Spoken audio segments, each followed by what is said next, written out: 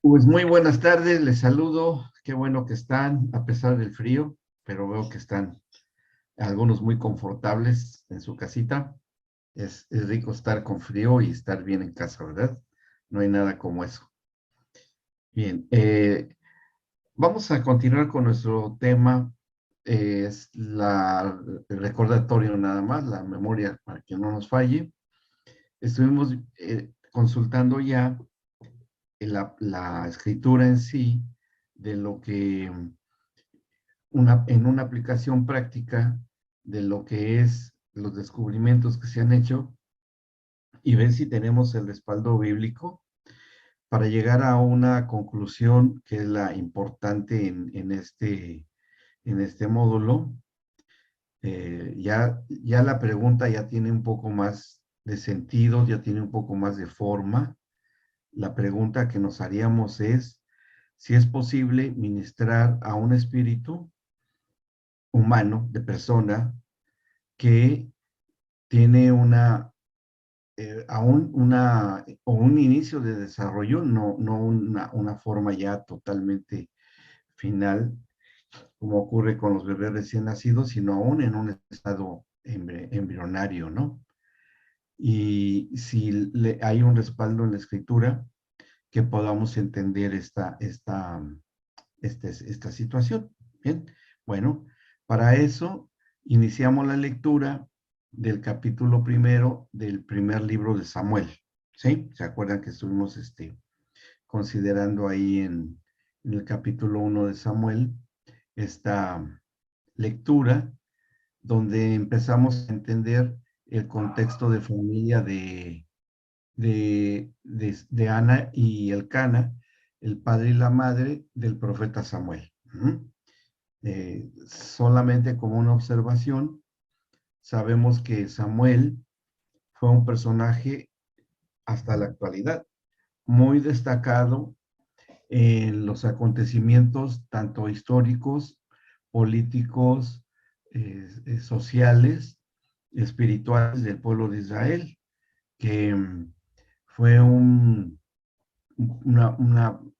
transición de su ministerio de pasar a tener de una teocracia, o sea, que Dios estuviera gobernando al pueblo de Israel y se instalara una monarquía, con los primeros reyes que surgen en su ministerio, ¿sí? El de Saúl, David, que esos fueron los que más le tocaron a él.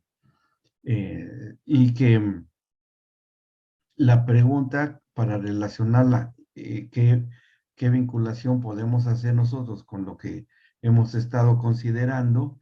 Es ver en su biografía de Samuel si encontramos esa conexión entre la parte espiritual, el embarazo, su estado de embrionario de Samuel, que eso lo vamos a deducir basados en la escritura, y confirmar lo que estamos diciendo. Bien, eso es lo que llamaríamos, es nuestra hipótesis de trabajo.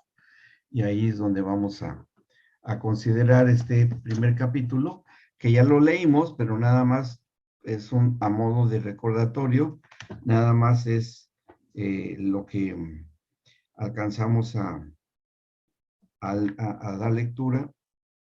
Ahora les digo, estoy abriendo en mi Biblia, yo les sugiero que también abran ustedes esto, de la gran diferencia, porque ese es el punto más importante, la gran diferencia que hay entre, a ver, David, hay alguien que no puede entrar, ya veo que hace varios intentos, Lu, no sé quién sea, pero ya hace 3 intentos de querer ingresar y no ha podido. Bien, Es su internet, Doc. es su internet, yo creo que sí, porque, bueno, esperemos que sí pueda. En el versículo del capítulo 1 del primer libro de Samuel, nosotros vemos que después de que ella sale del templo de Silo, en donde ella ya oró, y nosotros nos damos cuenta y nos llama la atención que el sacerdote Elí haya creído que estaba ebria, ¿no? Y se lo dice. si ustedes son observadores con el video que les envié, que yo espero que se hayan podido visualizar todos, en esa conexión que se da entre todas las estructuras cerebrales que se dedican a la espiritualidad en el ser humano, eh, al, hay una pérdida de la noción del tiempo, de la orientación espacial inclusive, y, y algunas referencias de las gentes que les han hecho entrevistas de cómo se sienten cuando tienen una profunda comunión con el Señor porque están orando o están adorando, y también les envié el video de la persona esta de color que sale ahí orando en lenguas, aunque está en inglés, pero se entiende cuál es la temática del video, ¿sí? ¿Cuántos pudieron ver ese video que les envié de la mujer de color que le hacen su estudio el doctor Newberg, ¿sí? Si no la han El, visto, les pido que lo vean, que aunque está en inglés, pero se entiende de qué se trata. Y cómo cuando le hacen este estudio de un escaneo cerebral, un mapeo cerebral, ahí se ve cómo se interconectan los, eh, eh, todas las zonas cerebrales que se dedican a esto, más que con ninguna otra persona, ¿sí? Más que con ninguna otra persona. De hecho, las personas estas em, que tienen esa misma, que son varios y múltiples testimonios desde el punto de vista médico, que eso les pasa, ¿no? Que hay una pérdida una sensación de pérdida de tiempo, del tiempo, la noción del tiempo y del espacio, por la comunión. Y es lo que ocurre con esta Ana cuando está deprimida, amargada, con amargura de alma y está intensamente eh, eh, involucrada en su tiempo de oración con el Señor, que le hace la promesa de entregarle a su hijo, de que se lo va a dedicar, que cambia totalmente porque dice que en el 18, ese es clave ese versículo, 1:18, ella dijo, le responde al sacerdote, halle tu sierva gracia delante de tus ojos. Y se fue la mujer por su camino y comió y no estuvo más triste, ¿sí? O sea, cambia totalmente su estado emocional, espiritual, porque está orando con gran intensidad y dedicación, y el Señor le va a cumplir esa promesa de darle un hijo, y se cumple, ¿sí? Se cumple esa promesa que le hace el Señor. Después ella le da testimonio al sacerdote y le dice, ¿te acuerdas que yo vine y que así? Y dice, bueno, perfecto, qué bueno, disfruta de tu hijo. Y lleva al niño, a Samuel, de 3 años de edad, lo lleva a vivir al templo. Una vez que lo desteta, por eso lleva 3 becerros, uno por cada año del niño de edad, y lo deja allí. Ya se harían cargo el sacerdote Elí, los sirvientes del templo, para, pues, para sostener al niño en su crecimiento y supuestamente educarlo en las cosas de Dios, al menos el estudio de lo que tenían hasta ese tiempo, ¿sí? Todavía ni tan siquiera había reyes, todavía, nada más que lo que Buenísimo. estaba, la historia de Abraham, que era, hola lenta, la historia de Abraham era lo que más prevalecía, los relatos orales del huerto del Edén, del jardín del Edén, del diluvio, de lo que ocurrió con la confusión en lenguas, que todo ese conocimiento se fue transmitiendo. Esta situación que vivió Ana, nos hacemos la pregunta de qué es lo que ocurre con una mujer, porque no estaba tomada ni nada, ni mucho menos, estaba profundamente concentrada en la adoración y en la oración, ¿sí? Que todas esas conexiones que se dieron, como se ve en el video de esta mujer de color, o que estudió el doctor Newberg con ella y otros, y también les hago mención, apóstol Pedro, cuando está en Jope, que viene la visión de los animales inmundos y que sí podían comer, ¿sí? Que sí podían comer los hebreos y los que no, que bajo una sábana y que el Señor le dice, Pedro, mata y come. Y él le dice, no, Señor, pero ¿cómo si nosotros no? Y 3 veces, así hasta que le dice, ve, y es cuando va ahí en Hechos 10 a la casa de Cornelio, el centurión romano. ¿Sí? ¿Se acuerdan de eso, de ese capítulo del libro de los Hechos? Eso es algo muy similar.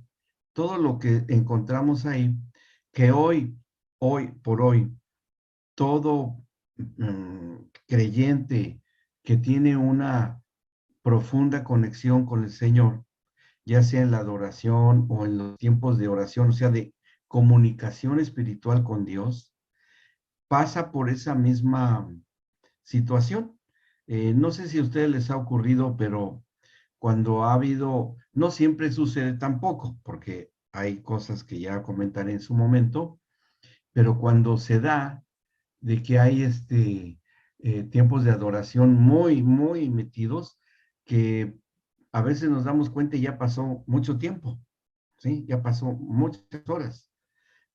A mí sí me ha pasado que me acuerdo en una ocasión que habían pasado 4 horas y ni cuenta de toda la gente que estábamos ahí, nos dimos cuenta de todo el tiempo que había pasado por esos momentos de adoración y de oración. Lo hemos experimentado cuando vamos a algunos, pues, no conciertos, sino ministraciones, que es lo correcto cuando ocurre eso. Porque en los conciertos no puede, no necesariamente, ese es un poco más del alma, muy bonito, muy a todo dar, se oye muy bien, pero no necesariamente es 100% espiritual. Ujú. Aquí nos referimos a una cosa muy personal, muy personal. Bueno, ¿qué es lo que pasó con Ana? Estamos en el módulo de procreación y embarazo, porque empecé al revés, lo de los que acaban de entrar. Bien, los voy a tener que estar diciendo a todos. Bien, ¿qué pasó con ella? Que toda la segregación o la producción de las hormonas que se producen en el cerebro, que son los mensajeros que circulan por la sangre y llevan los mensajes para conectar una estructura con otra, estuvieron circulando también en el caso de Ana y llegaron al cerebrito de el futuro profeta Samuel y lo estimularon, su cerebrito. ¿Por qué?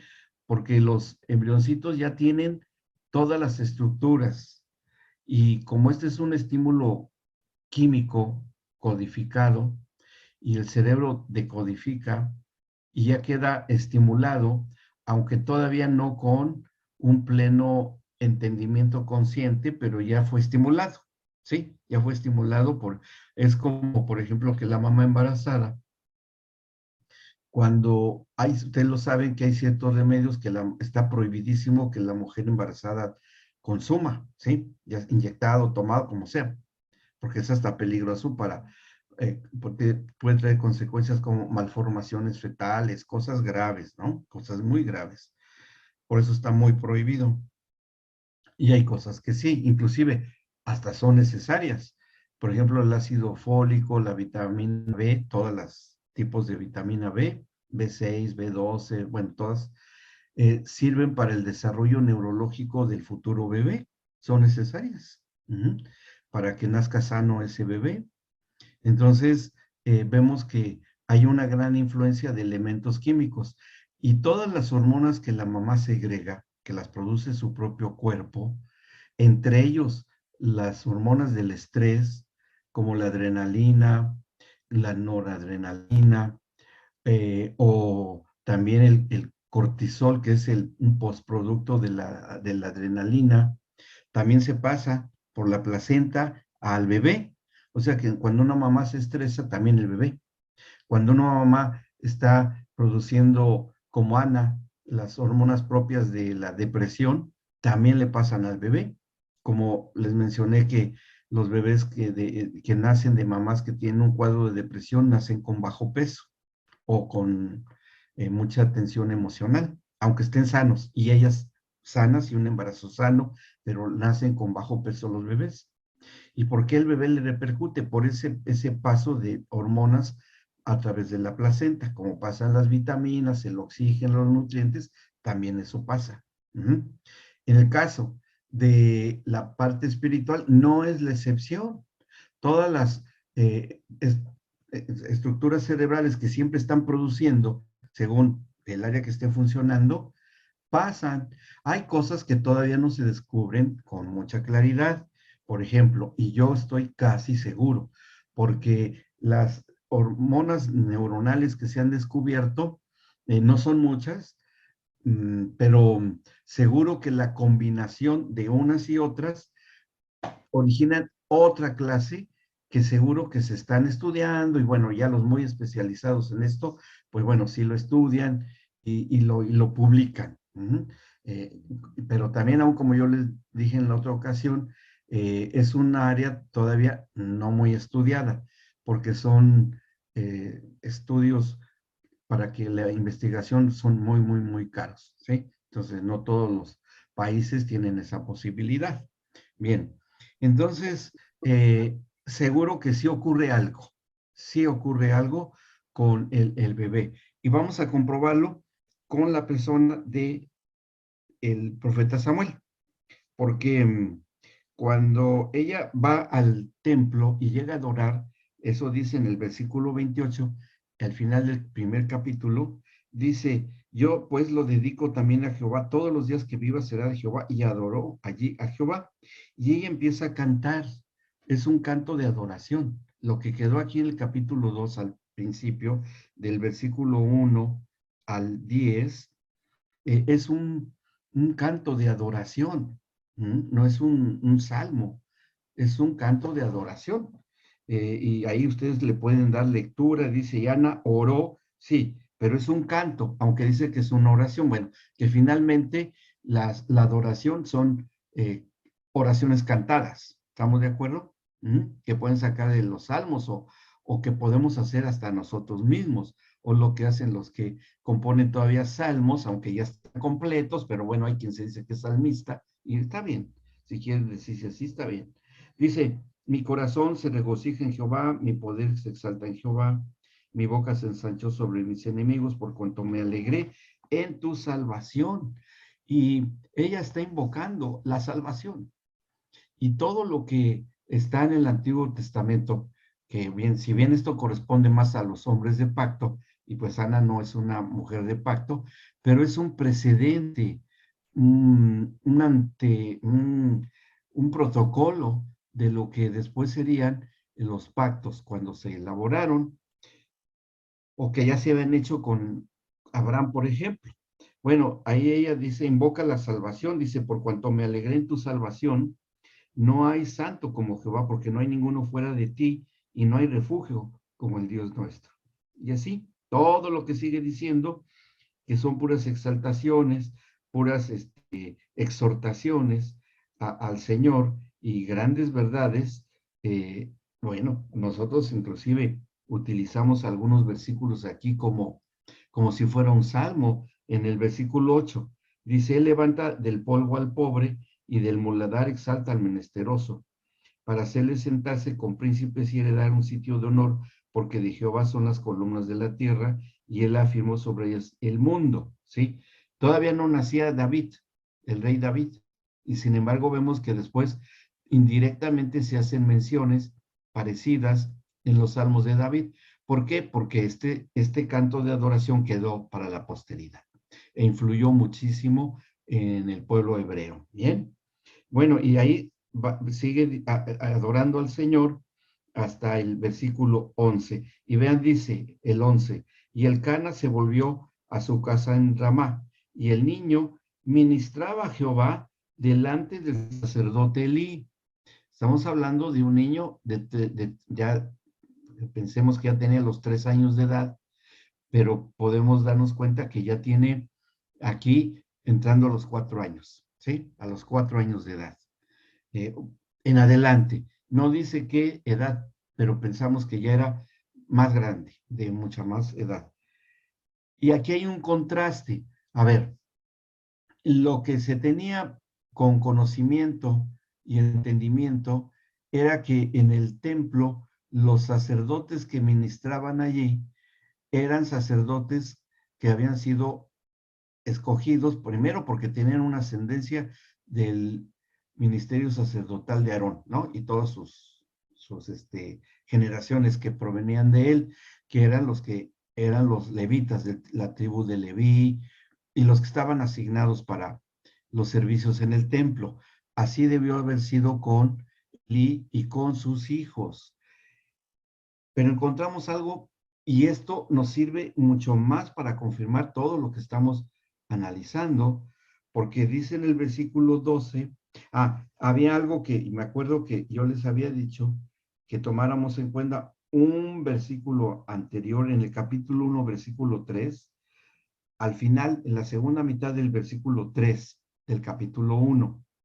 Dice, donde estaban dos hijos de Elí, Ofni y Finés, sacerdotes de Jehová. ¿Sí se dan cuenta? Sacerdotes de Jehová, Ofni y Finés. Bien, ahora vean lo que dice el versículo 12 del capítulo 2. Dice, los hijos de Elí eran hombres impíos y no tenían conocimiento de Jehová. O sea, no sabían nada del Señor, pero eran sacerdotes. Bueno, ahí yo creo que la gran responsabilidad que tuvo Elí, el padre, sobre ellos es muy clara. La gran responsabilidad que tenía Elí y la esposa de Elí, o consecuentemente, porque pues de ahí nacieron Ofni y Finés, ¿sí? Y era sacerdote, era el sacerdote en turno del templo de Silo. Y bueno, no parece ser que los haya educado en el conocimiento del Dios único. Dice el versículo 13, y vean lo que hacían. Y era costumbre de los sacerdotes con el pueblo que cuando alguno ofrecía sacrificio, venía el criado del sacerdote mientras se cocía la carne, trayendo en su mano un garfio de 3 dientes. O sea, llegaba un criado de Elí, del sacerdote Elí, y llevaba un garfio, ¿no? Grande. ¿Para qué? Para sacar carne, dice en el 14, y lo metía en el perol, en la olla, en el caldero, en la marmita, y todo lo que sacaba el garfio, el sacerdote tomaba para sí. De esta manera hacían con todo israelita que venía a Silo. Asimismo, antes de quemar la grosura, venía el criado del sacerdote y decía al que sacrificaba, da carne que hacer para el sacerdote, porque no tomará de ti carne cocida, sino cruda. Y si el hombre le respondía, quemen la grosura primero y después toma tanto como quieras, él respondía, no, sino dámela ahora mismo. De otra manera yo la tomaré por la fuerza. O sea, ¿qué es lo que esto significa para Elí? Que la carne quemada era una ofrenda para el Señor. Cuando subía el humo de la carne quemada, que vamos a ver esto que tiene una gran importancia para Dios, aún para hoy, a la manera del nuevo pacto, subía el humo y eso era un aroma, un olor agradable para Dios, ¿sí? Que se quemara la carne. Y este sacerdote impedía que se hiciera la ofrenda a Dios y se llevaba por órdenes del criado, es las que había recibido ya del sacerdote, se llevaba la carne cruda. Y eso era terrible, ¿sí? Terrible, terrible para los rituales que se habían ordenado estrictamente. Y el 17 así lo reconoce, dice, era pues muy grande delante de Jehová el pecado de los jóvenes, porque los hombres menospreciaban las ofrendas del Señor, ¿sí? Aquí vemos el contraste, cómo una persona sacerdotal, supuestamente espiritual, pero sin nada de respeto y orden en el ministerio. ¿A dónde nos iríamos nosotros y a dónde nos remitiríamos en los antecedentes de la gestación de Ofni y Finés? De que ni el padre ni la madre ministraban al Señor, ni a sus hijos les dieron ninguna educación, pero eran sacerdotes los tres. Bien, o sea, era un título religioso nada más. ¿Qué hoy puede suceder? Por supuesto que sí. ¿Y qué es lo que marca la diferencia? Desde el embarazo de la madre y del trato del esposo con la esposa para ministrar al bebé.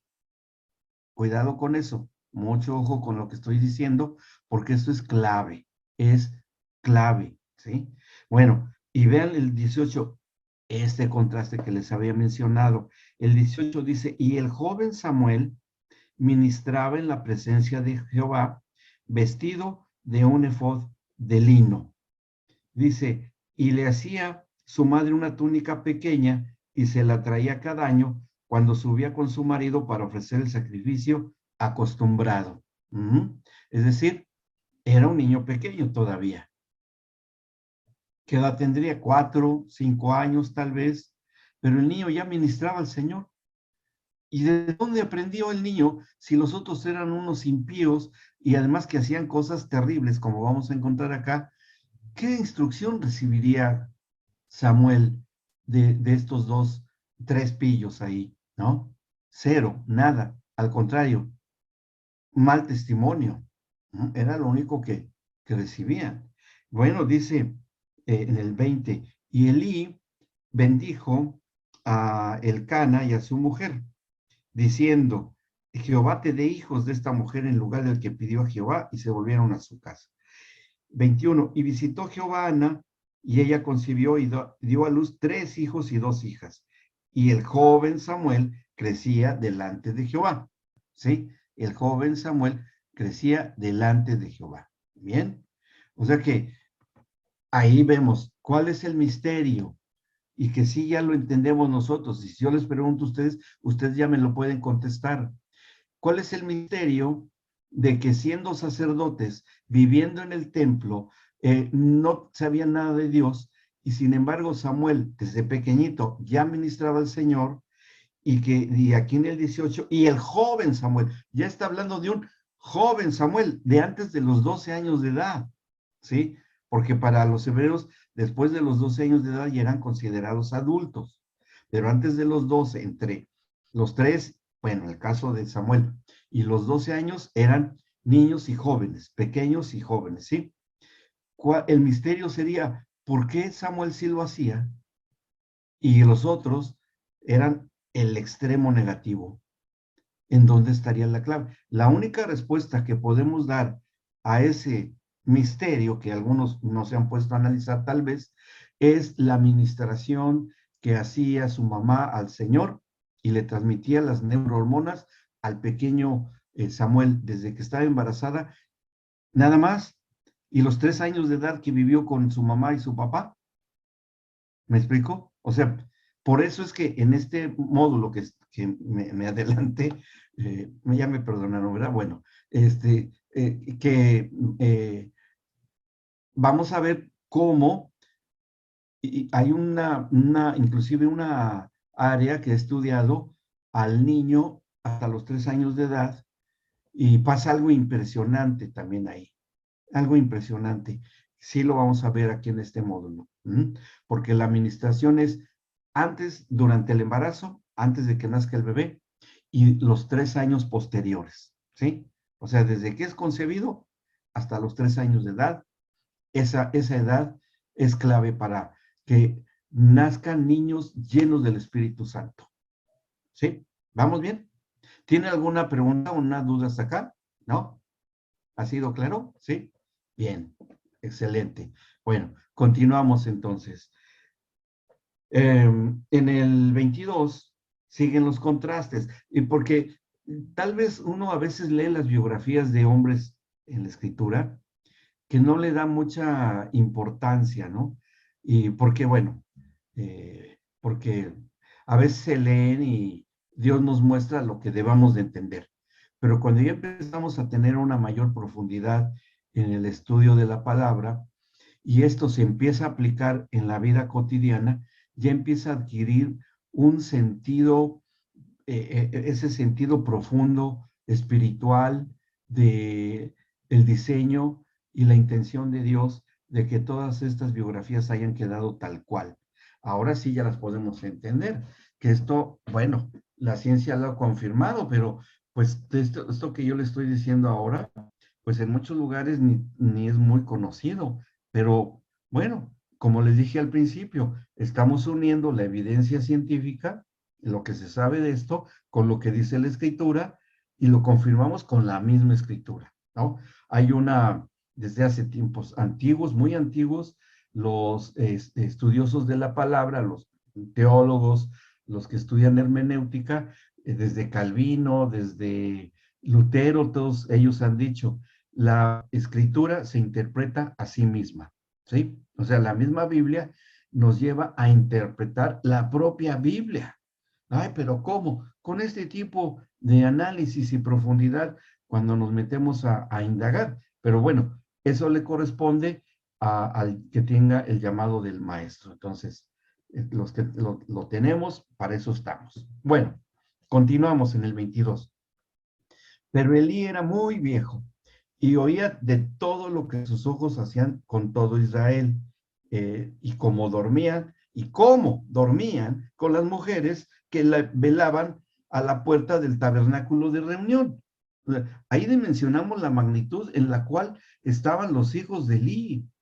Eran una abominación para la religión de ese tiempo, que todavía no tenía mucha forma, que digamos, eh, porque todavía había muchas cosas que tenían que suceder, excepto lo que ya provenía desde cuando fueron rescatados de Israel, que también se transmitían oralmente, pero nada más. Pero no había una autoridad que surgiera como después empezaron los reyes de Israel para que se cumplieran estrictamente, sacerdotes, bueno, todo lo que ordenadamente se fue dando más años más adelante.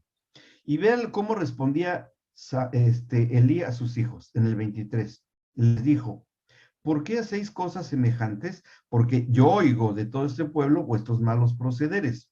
No, hijos míos, porque no es buena fama la que yo oigo, pues hacéis pecar al pueblo de Jehová. Se me hace bastante tibia las palabras del sacerdote Elías a sus hijos, ¿no? Como que dice, bueno, lo pueden hacer en secreto, pero que ya no se dé cuenta la gente. O sea, muy superflua, muy vana esta expresión de Elí. Y sigue diciendo en el 26, vean cómo hay una tesis y una antítesis, ¿no? Una verdad y una cuestión contraria, no, otra verdad, pero contraria a la primera. Bueno, dice el 26, y el joven Samuel iba creciendo y era acepto delante de Dios y delante de los hombres. Como está también en la biografía y la descripción del Señor Jesucristo, que él crecía en gracia y estatura delante de Dios y de los hombres. Es la misma situación, es la misma situación. Y que también el Señor Jesús pasó por esta misma situación que la que vivió Samuel. Y que el Señor, así como lo hizo con Samuel, lo hizo con el Señor Jesucristo, lo hizo con Juan el Bautista, y así se ha dado y se sigue dando en los hijos e hijas de Dios el día de hoy. ¿Ah? Bueno, dice en el 27, y vino un varón de Dios a Elí y dijo, así ha dicho el Señor, no me manifesté yo claramente a la casa de tu padre cuando estaban en Egipto en casa de Faraón, y yo le escogí por mi sacerdote entre todas las tribus de Israel, para que ofreciese sobre mi altar y quemase incienso y llevase efod delante de mí, y di a la casa de tu padre di a la casa de tu padre todas las ofrendas de los hijos de Israel. ¿Por qué has hollado mis sacrificios y mis ofrendas que yo mandé ofrecer en el tabernáculo? Y has honrado a tus hijos más que a mí, engordándose de lo principal de todas las ofrendas de mi pueblo Israel. O sea, aquí llega, y yo considero que, aunque dice aquí que era un varón, pero fue un profeta o un vidente, el que llega a exhortar muy fuerte a Elí. Ya Dios estaba al tanto de lo que estaba pasando. Dice el 30, por tanto, el Señor, el Dios de Israel, dice, yo había dicho que tu casa y la casa de tu padre andarían delante de mí perpetuamente. Mas ahora, ha dicho el Señor, nunca yo tal haga, porque yo honraré a los que me honran y los que me desprecian serán tenidos en poco. He aquí, vienen días en que cortaré tu brazo y el brazo de la casa de tu padre de modo que no haya anciano en tu casa. Bien, verás tu casa humillada, mientras Dios colma de bienes a Israel, y en ningún tiempo habrá anciano en tu casa. Y bueno, ahí le empieza a decir, y llega una sentencia terrible de parte del Señor para los hijos de Elí. En el 34 dice, y te será por señal esto que acontecerá a tus dos hijos, Ofni y Finés. Ambos morirán en un día. Y yo me suscitaré un sacerdote fiel que haga conforme a mi corazón y a mi alma, y yo le edificaré casa firme y andará delante de mi ungido todos los días. Y el que hubiere quedado en tu casa vendrá a postrarse delante de él por una moneda de plata y un bocado de pan, diciéndole, te ruego que me agregues alguno de los ministerios para que pueda comer un bocado de pan. Y esa fue la sentencia que el Señor le va a dictar a Elí. Bien, bueno, ahí está claro que esto lo debamos de entender, que Dios está tan en cuanto al desarrollo de Samuel en su crecimiento, con los antecedentes de su embarazo, como los antecedentes de los hijos de Elí. O sea, ahí vemos que el Señor está en ambas circunstancias. En el 3:1 sigue la cuestión de Samuel. El joven Samuel ministraba al Señor en presencia de Elí. Ahí está, cómo está ministrando al Señor, sin instrucción, con muy malos ejemplos, ¿no? De los sacerdotes, entre comillas. Y la palabra de Jehová escaseaba en aquellos días, no había visión con frecuencia. O sea, Samuel no recibía nada, pero ministraba al Señor. ¿Y cómo es que lo ministraba? Si quien estaba ahí enfrente, que era el sacerdote Elí, era un cero a la izquierda. ¿Y cómo? ¿Cómo es que lo ministraba? Bueno, dice, y vean lo que pasa en el 2. Y aconteció un día, versículo 12, capítulo 3, que estando Elí acostado en su aposento, cuando sus ojos comenzaron a oscurecerse de modo que no podía ver, Samuel estaba durmiendo en el templo de Jehová, donde estaba el arca de Dios. Y antes que la lámpara de Dios fuese apagada, Jehová llamó a Samuel y él respondió, heme aquí. El Señor le habla a Samuel, el joven Samuel, le habla. Aquí lo llama nada más. Oye una voz, Samuel, y era Dios que le hablaba. Se entró por su oído el llamado de Dios, ¿no? Dice 5, y corriendo luego Elí, dijo a Elí, él se va a buscar a Elí, dijo, heme aquí, ¿para qué me llamaste? Y Elí le dijo, yo no he llamado, vuelve y acuéstate. Y él se volvió y se acostó. Y Jehová volvió a llamar otra vez a Samuel, segunda vez. Y levantándose Samuel vino Elí y dijo, heme aquí, ¿para qué me has llamado? Y él dijo, hijo mío, yo no he llamado, vuelve y acuéstate. 7. Y Samuel no había conocido aún a Jehová, ni la palabra de Jehová le había sido revelada. Pero ¿cómo es posible que Dios, el Señor, le pueda hablar a un jovencito que ni tenía conocimiento de Dios, que no conocía para nada la palabra que existía en ese tiempo, como ya lo mencioné, y está oyendo la voz de Dios y Dios se pueda comunicar con él, que no tenía tutores, no tenía maestros, estaba alejado de su familia, pero vivía en el templo? ¿Por qué todas las cosas que rodeaban a la infancia de Samuel son así, se dieron así? ¿Sí? Ya se están dando una idea para dónde vamos. Bueno, dice eh, tercera vez, ¿no? En el versículo 8. Jehová pues llamó la tercera vez a Samuel, y él se levantó y vino Elí y dijo, heme aquí, ¿para qué me has llamado? Entonces entendió Elí que Jehová llamaba al joven. Ahí, el sacerdote a duras penas pudo entenderlo, y le dice en el 9, y dijo Elías a Samuel, ve y acuéstate, y si te llamare dirás, habla Jehová, porque tu siervo oye. Así se fue Samuel y se acostó en su lugar. 10, y vino Jehová y se paró. ¿Quién se paró? Ya el Señor. Ya no solamente le está hablando a Samuel, ya se está manifestando de alguna manera presencialmente con Samuel. ¿Mm? Dice, y llamó como las otras veces, Samuel, Samuel. Entonces Samuel dijo, habla porque tu siervo oye. Y Jehová dijo a Samuel, he aquí, haré yo una cosa en Israel de que quien la oyere le retiñirán ambos oídos. ¿Y qué es lo que hace ahí? Le da una profecía de lo que va a ocurrir con Elí, de todo lo que va a pasar, porque ha blasfemado, ha cometido iniquidad, ha hecho cosas terribles, que todo lo que hacía con las ofrendas. Y en el 15, ahí mismo, 3, dice, y Samuel estuvo acostado hasta la mañana y abrió las puertas de la casa de Jehová. Y Samuel temía descubrir la visión. Eli, claro, lo que había oído no era para menos. Dice, llamando pues Elías a Samuel le dijo, hijo mío, Samuel. Y él respondió, heme aquí.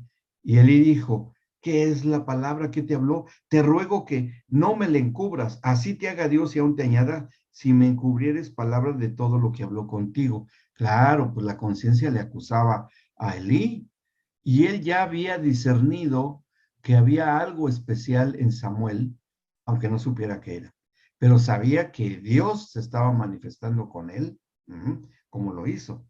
En el 18 dice, y Samuel se lo manifestó todo sin encubrirle nada. Entonces él dijo, Jehová es, haga lo que bien le pareciere. Bueno, así lo tomó como también muy a la ligera, ¿no? Yo siento que eso fue el sentir de Lee. Bueno, pues que haga lo que quiera. Pues yo, pues ya qué, ¿no? Samuel creció y Jehová estaba con él. Ahí está. Él va creciendo y el Señor no lo abandona. Y no dejó caer en tierra ninguna de sus palabras. Y todo Israel, desde Dan hasta Berseba, conoció que Samuel era fiel profeta de Jehová. Y Jehová volvió a aparecer en Silo, porque Jehová se manifestó a Samuel en Silo por la palabra de Jehová. ¿Sí? Y ahí, bueno, se cumple la sentencia, los filisteos se llevan el arca, y mueren en esa batalla en un solo día los dos hijos, inclusive las nueras de Elí, las esposas de Ofni y Finés, también una de ellas cuando está dando a luz, por la impresión y la sorpresa, dando a luz pierde la vida, ¿no?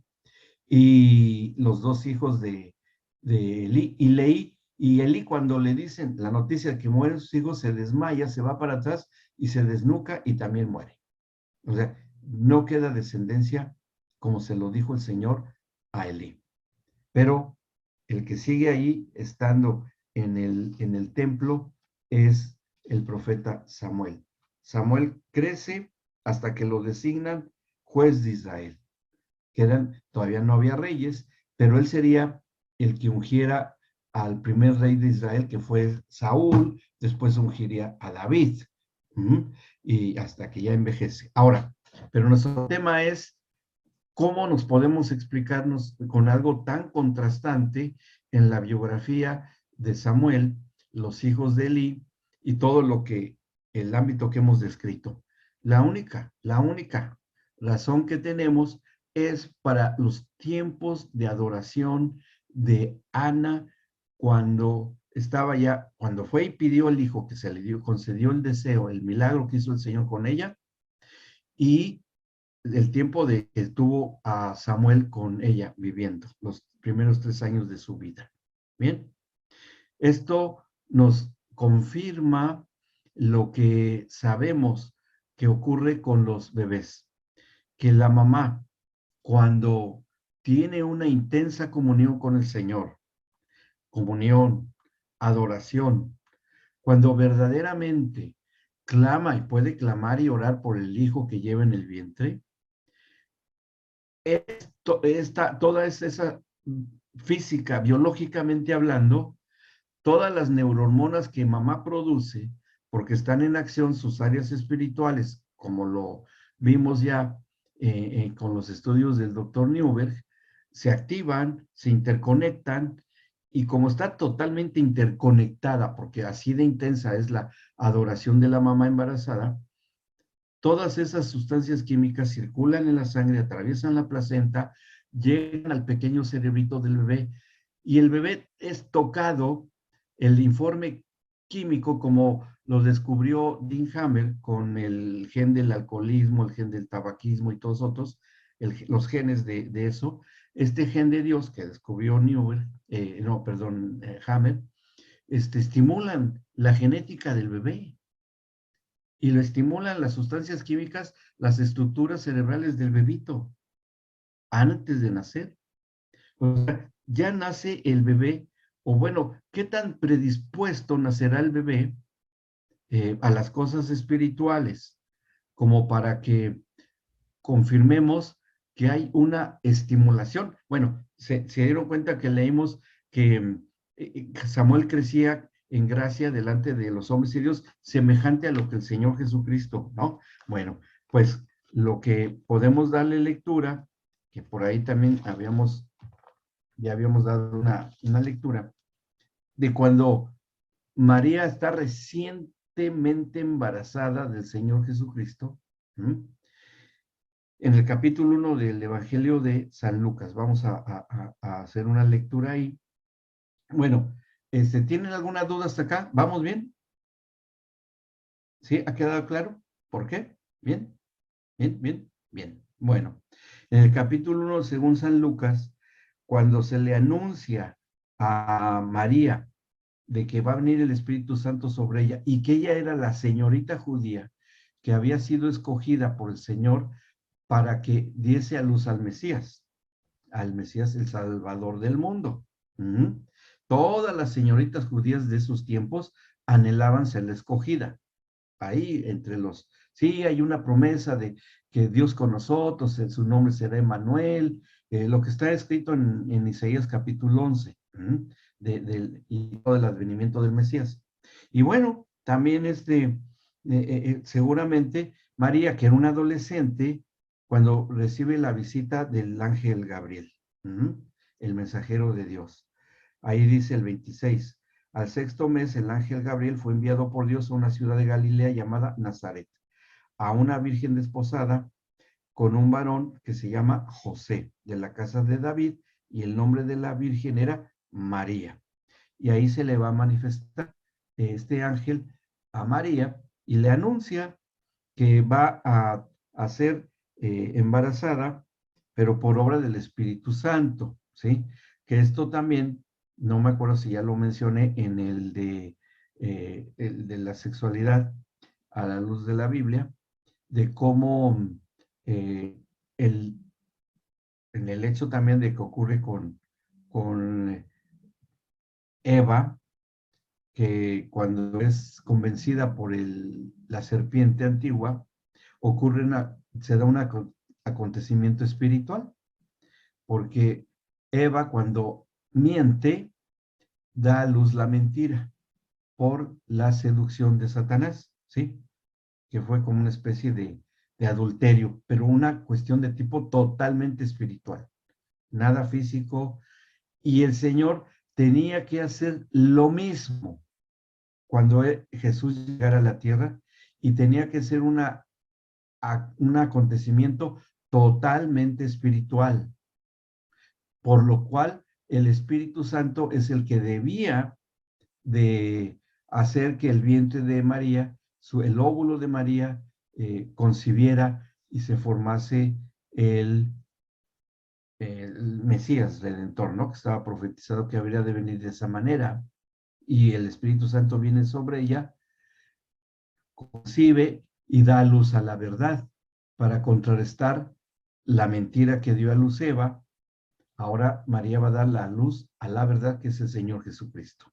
¿Sí? Bueno, cuando recién está embarazada y que ya su prima Elizabeth había también sido rejuvenecida por el Señor, entre Zacarías y Elizabeth, que eran primos de María, pero ya eran ancianitos, pero son rejuvenecidos por el Señor, y se embaraza Elizabeth, va a dar a luz a Juan el Bautista.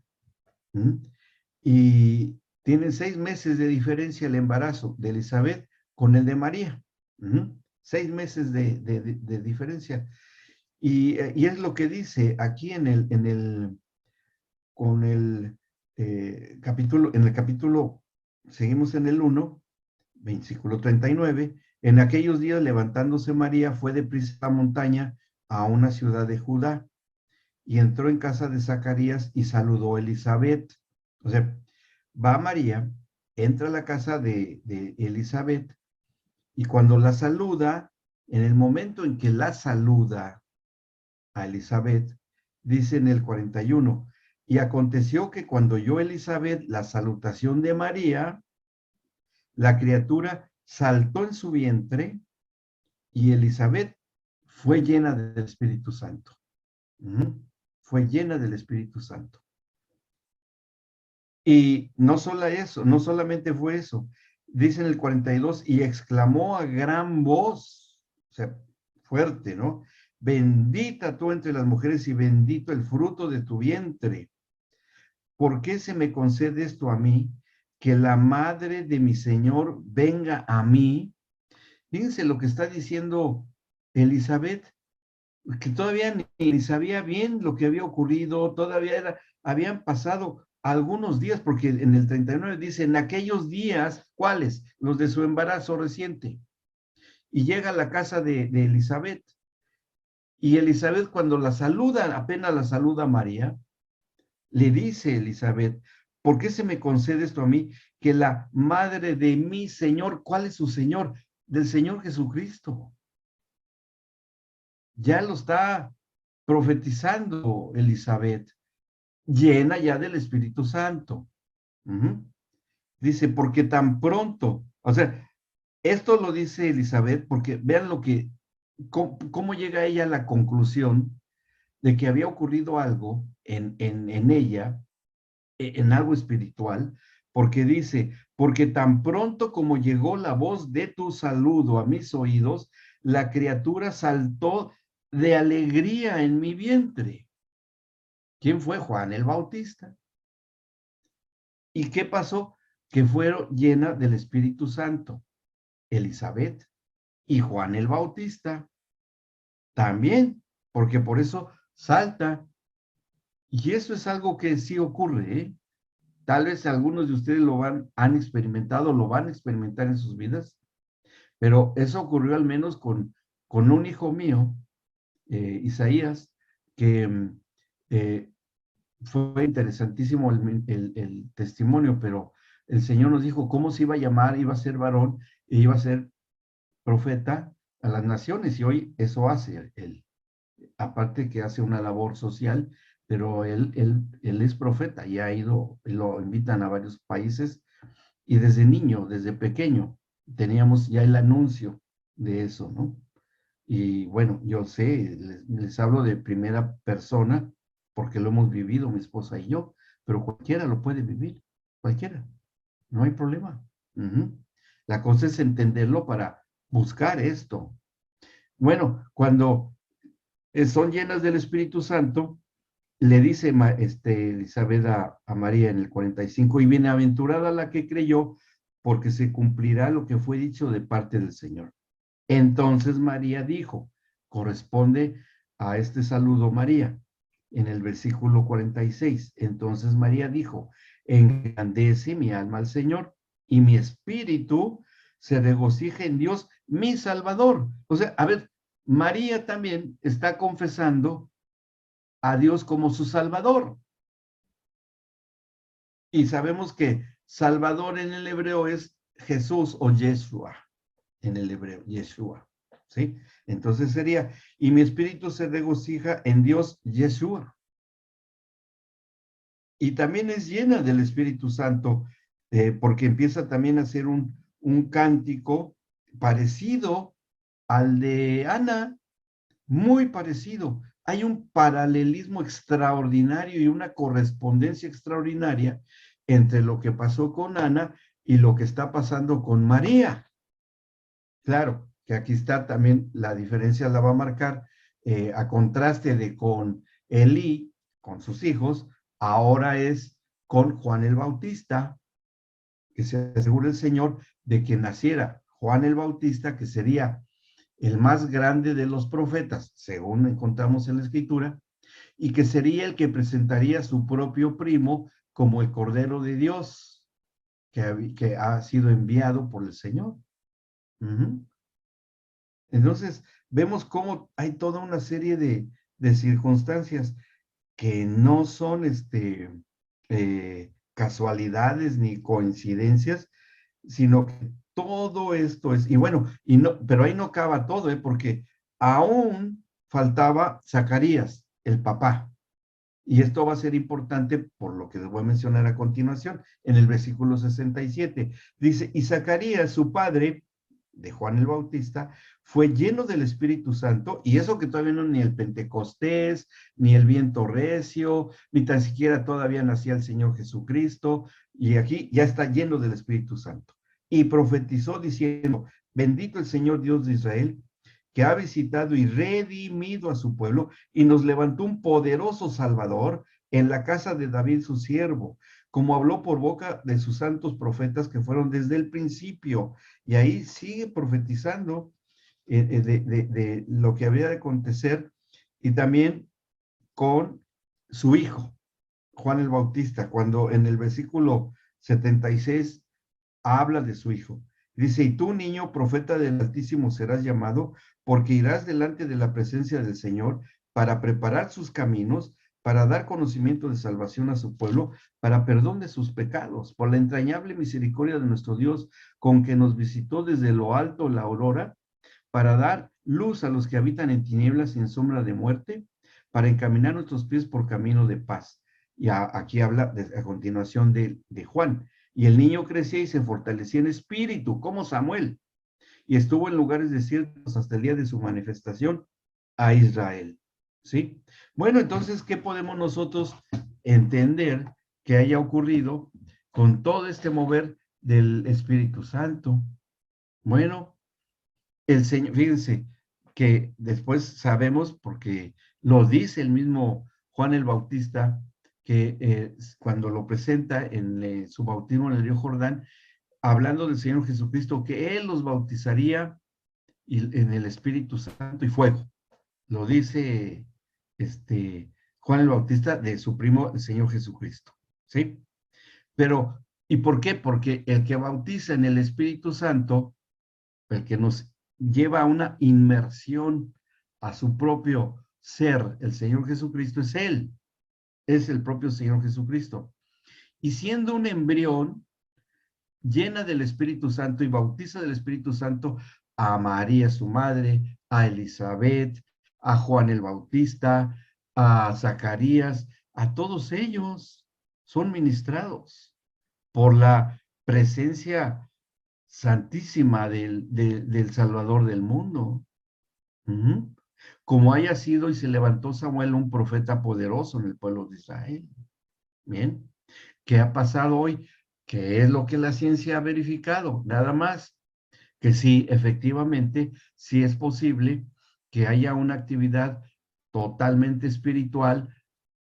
Claro, que la ciencia no ha llegado todavía a determinar que un embrión pueda tener una actividad espiritual, pero lo que sí sabemos es lo que dice la palabra de Dios.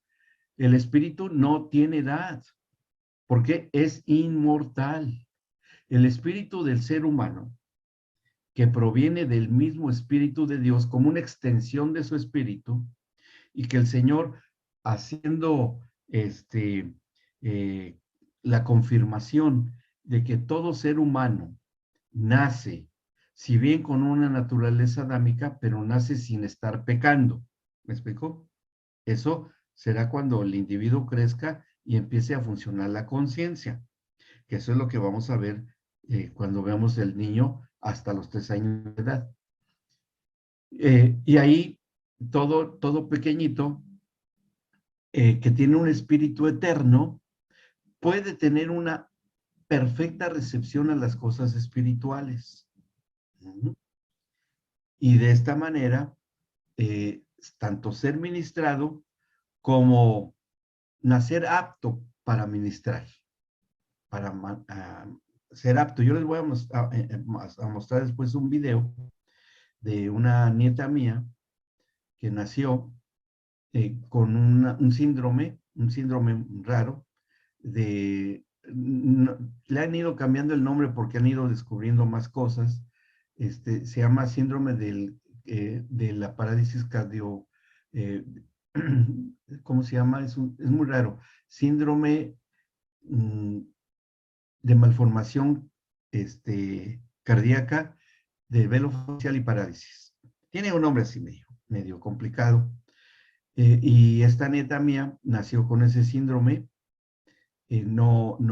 con todo el corazón no completo en los cierres que se hacen automáticos cuando nace un bebé, con agujeros fetales abiertos en el corazoncito de ella, sin la formación de un oído y poco del otro, con el velo, el paladar, en la parte hablando del paladar atrás, abierto, no cerrado, y parálisis facial. Ese es ese síndrome, ¿no? Y sin embargo, hay un video donde ella está ministrando, tendría aproximadamente unos 3 o 4 años de edad, y está ministrando. Ella ministraba y hubo sanidades. Cuando ella oraba hay un viejito que estaba agonizando y oró por él y se recuperó el viejito. Y así, muchas cosas que ella vivió. Ella es una mujercita de 17 años de edad y el Señor la ha ido sanando. Le cerró los conductos del corazón. Cuando ya estaban a punto de operarla, no hizo falta porque ya le había cerrado los conductos del corazón. Nada más una pequeña operacioncita ligera que le hicieron. Eh, Oía, pero no sabía solo tiene un 25% de audición en un oído, pero oye, y no se han explicado cómo es que puede oír sin aparatos, aunque ha tenido, pero no le gustan, pero distingue las voces, ha aprendido a leer los labios porque sí, no oye totalmente bien. Ella habla, está estudiando, es una servidora en la iglesia, bueno, toda una serie de cosas, ¿no? En su vida. Y desde pequeñita una nena muy espiritual, muy, con una fe impresionante. A toda la familia siempre ella nos ha ministrado de la fe. Y ella como podía hablar, y aquí en Córdoba el Señor la sanó del paladar, porque aquí en Córdoba, un día antes de que lo operaran, le cerró el paladar blando. Ya cuando le íbamos a llevar con una doctora acá que la operara, porque ella aquí es un especialista en eso, muy buena, la doctora es cristiana además, cuando la revisa para hacerle los exámenes, dice, ¿qué pasó acá? Dice, ¿por qué? Pues ya está cerrado el paladar, ¿qué pasó? El día anterior, en la tarde-noche, vino un profeta acá a la congregación, oró por ella y el Señor le cerró el paladar. Y así ha sido con ella, ¿no? Entonces, esto lo vemos el día de hoy y es para cualquiera que crea. No hay acepción de personas. El Señor no hace acepción de personas. El que lo crea puede disponer de estas promesas que hay y que están impresas en nuestra genética espiritual. Allí está ya, todo esto está contemplado y considerado dentro de esto, ¿sí? Bueno, ahora, en el caso de Juan y el Señor Jesús, bueno, ya vemos que ambos crecen. Juan se va al desierto, crece y regresa como profeta y se le presenta el Señor Jesús antes de iniciar su ministerio, ¿no? Bueno, bien, ¿tienen alguna duda con respecto a esto? ¿Vamos bien? ¿Sí? ¿Ha quedado claro? ¿Alguna observación, alguna preguntita? ¿No? ¿Vamos bien? ¿Sí? Bueno, ahora, cuando el niño va creciendo y va madurando, empiezan a ocurrir toda una serie de circunstancias con el bebé. Pero en los tiempos posterior a su nacimiento, que el bebé todavía no tiene la madurez y el desarrollo, nada más tiene que crecer, pero ya tiene todo, de su parte ya biológica. Toda su parte física sigue madurando, sigue él teniendo crecimiento, como todos lo conocemos, pero su espíritu sigue totalmente apto para recibir de las cosas del Señor. La que no está apta para recibir las cosas del Señor es el alma, porque el alma está totalmente ligada o unida al desarrollo biológico, ¿sí? Son correspondientes. Pero el alma sí conecta con el espíritu cuando el espíritu se empieza a manifestar. Cuando empieza a haber una actividad espiritual, va a ser conforme el niño vaya creciendo. ¿Qué pasa con el niño recién nacido? Bueno, el niño recién nacido, que todavía le falta mucha madurez neurológica, por eso duermen tanto los bebitos chiquititos, que duermen 22 horas y están despiertos 2 horas nada más. Ese tiempo de dormir del bebé eh, continúa con una actividad de tipo espiritual, no ha cesado.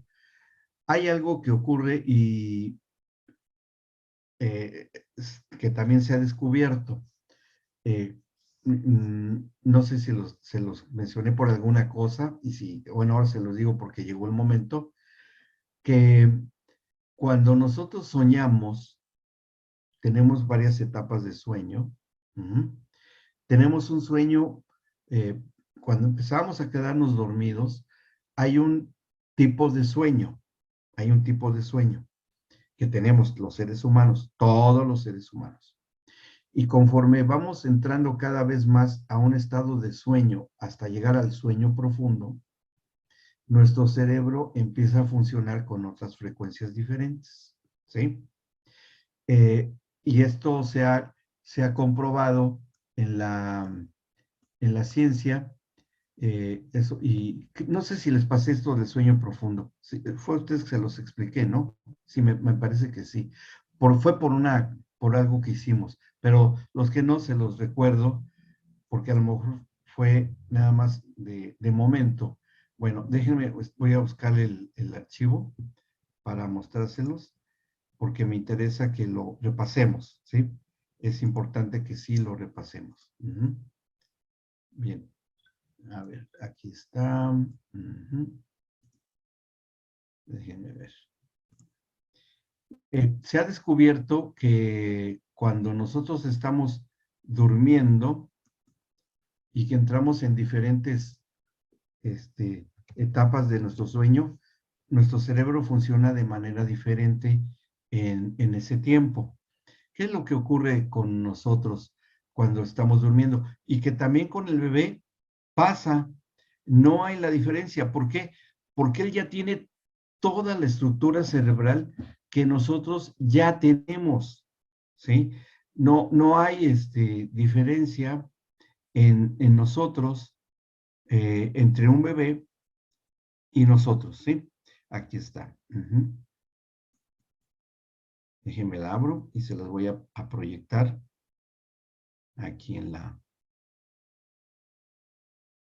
Déjenme ver, aquí está. Me voy a ir directamente a lo que se sabe. Miren, aquí está. Bien. Y vamos a compartir pantalla.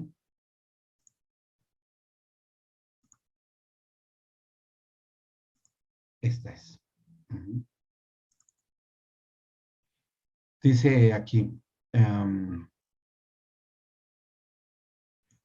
por medio de electroencefalogramas, bueno, de las funciones bioeléctricas del cerebro, que inclusive creo que esta se las había yo mostrado, esta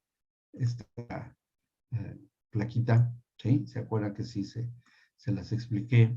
Pero hoy le vamos a dar nuevamente uso para recordar. Los que no lo pudieron ver, ya me pasé una. Lo van a entender ahora. Dice, por medio del electroencefalograma, que es las alambritos que se ponen en la cabeza cuando se hace un estudio de la función eléctrica del cerebro, se estudia la actividad de las neuronas en dos estados del cerebro.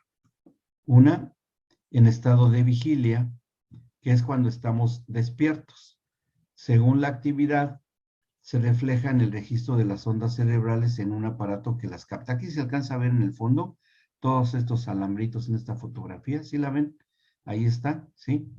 Como dice, está aquí todos estos cables van a una determinada parte del cerebro, que también eso es lo que ha hecho el doctor Newberg. También lo han estudiado. Bueno, el estado de vigilia es cuando estamos despiertos, como dice acá. Según la actividad se refleja en el registro de las ondas cerebrales en un aparato que las capta, como este que está aquí. Y se van viendo en una pantalla y después eso se imprime. Bueno, y otro estado, durante el llamado sueño profundo. En el sueño profundo. Y aquí se puede ver esta actividad en el registro de ondas cerebrales que se captan por medio de estos alambritos. Y esto tiene nombre, las ondas que se captan, así como son ondas eléctricas, que tienen su propio nombre. Registro de las ondas cerebrales. Estas son las que se conocen, beta, alfa, teta, delta y gamma. Así se conocen. Pero estas ondas que se registran con este aparato, aquí vemos cómo está las ondas. Voy a usar mi marcador. Estos. Aquí vemos cómo están las ondas beta y cómo cuando estamos despiertos. Aquí todo esto es, cada onda es porque abrimos y cerramos los ojos, porque está funcionando algo, estamos prestando una cierta atención, estamos aprendiendo, estamos leyendo, a una actividad estando despiertos. Y eso es lo que se capta aquí en el electroencefalograma. Cuando estamos relajaditos, que ya estamos descansando, oyendo música, haciendo algo que nos gusta, empiezan a estudiarse las ondas alfa. Aquí se ve la relajación, se ve más tranquilo, ¿sí?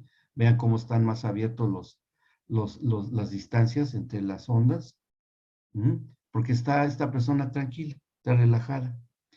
Y cuando empezamos a dormir, cuando empezamos a entrar en el sueño ligero, cuando recién apenas ahí estamos ya empezando todavía no a soñar, sino ya no estamos durmiendo, que todavía nos puede despertar algún ruido, bueno, algunos no, caen como piedra, pero bueno, ahí estamos con este tipo de ondas teta. Dice, las ondas beta y alfa funcionan en la vigilia, estas dos que están acá. La teta es en el sueño ligero o meditación. Sueño ligero o cuando está, por ejemplo, los que practican yoga o meditación trascendental llegan a este estadio, ¿sí? Que todavía ni están soñando, pero ya tienen actividad cerebral de este tipo. Y las ondas gamma, que están aquí abajo, las ondas de mayor actividad mental y creatividad, como ahora, si ahorita a ustedes les tomaran un electroencefalograma, saldrían con estas ondas, porque están oyendo, concentrados, viendo, recordando, repasando, o sea, todas las actividades cerebrales que están haciendo ustedes aquí se vería, ¿sí? Pero ¿qué pasa cuando entramos en el sueño profundo? Se dan estas ondas, vean, bastante prolongadas, ¿sí? Y aquí dice las ondas delta en el sueño profundo. ¿Y qué se ha descubierto últimamente? Se ha descubierto que cuando estamos con un sueño profundo, se toman decisiones, funciona muy bien la memoria, acomoda todas las cosas aprendidas la memoria, se puede aprender y los científicos así lo llaman, la paz interior, ¿sí? Así lo llaman los científicos, la paz interior que se logra en esos momentos. Pero otros científicos saben que durante la presencia de las ondas delta es cuando se tiene actividad espiritual, ¿sí? Y se sabe también que los bebitos dentro del vientre se duermen, sueñan y también tienen ondas delta. Y en las ondas delta es cuando se tiene actividad espiritual. Eso se sabe bastante bien. ¿Ok? Y vamos a ver esto, cómo se da. Vamos a quitar esto. Bueno. Vamos a la que sigue. En el sueño profundo, sí, hay dos tipos, ligero o profundo. En el último, de nuestros sueños son funciones de restauración y limpieza de lo vivido, también se da, hay una recuperación a las emociones vividas, y todo se simbolizan por medio de sueños a veces extraños, pero es una manera de limpiar todo nuestro subconsciente, etcétera. Son normales y son necesarios.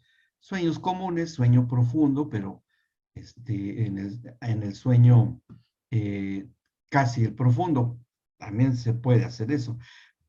Pero en el sueño profundo, que es lo que les mencionaba yo, hay una función en la cual se activa la comunicación espiritual entre el Espíritu Santo y nosotros, ¿sí? Y eso está referido muchas veces en la escritura que ocurrió con los profetas, ¿sí? Entonces, como así el Señor aprovechó el sueño profundo, hizo caer en sueño profundo a Adán cuando le extrae la costilla para formar a Eva, ¿sí? Entonces, este término, sueño profundo, no es algo raro en la escritura, está desde el Génesis, desde con el primer hombre, y las promesas del profeta Joel de que en los últimos tiempos se derramaría el Espíritu Santo en la gente y tendrían sueños y visiones, ancianos y jóvenes, se cumple. Entonces, si se ha comprobado por estos estudios neurológicos de que los bebitos sueñan y tienen ondas delta, quiere decir que tienen un momento espiritual los bebés, como nosotros también. Esto nos sirve mucho porque mamá puede ministrar a su bebito cuando esté inactivo, que es que está dormidito, ¿no? La mamá lo siente, lo percibe que no se mueve. Cuando no se mueve el bebé, está dormidito. Allí hay que ministrar espiritualmente al bebé y va a ser ministrado. El bebé, se los aseguro que es ministrado. Eso logra que cuando un bebé es ministrado por el Señor, y que si la mamá, con mucha mayor razón, como María Elizabeth, están llenas del Espíritu Santo, pues el Espíritu Santo va a hacer su obra en ese bebé. Bien, lo va a hacer. Entonces, esto es algo muy, muy determinante para el futuro. Y este es un gran blindaje en el alma, en la mente de los niños cuando crezcan, para que las influencias del sistema del mundo no los opriman. Porque ellos ya tienen una vivencia espiritual, ya tienen una administración espiritual, y ellos van a nacer ya con actividades espirituales que se notan en la vida espiritual de los pequeñitos. Les dije, y ustedes, a mí me da envidia santa, si es que existe, ¿verdad? De la congregación de ustedes, de que tengan una actividad con los niños tan espiritual, de que los pequeñitos prediquen, adoren, bueno, aquí hacen todo lo que hacen. Y si lo hacen ahora con las mamás embarazadas, o hasta antes de embarazarse, como lo hizo Ana, porque entonces la mamá ya se está preparando, produciendo todas las neurohormonas de la espiritualidad, para que cuando se conciba, ya esté todo el sistema listo, para que una vez que empiece el desarrollo de un embrioncito, pues ya lleguen todas esas sustancias químicas y estimulen al embrioncito. Y conforme vaya creciendo, van ya desarrollando cada vez aptitudes espirituales.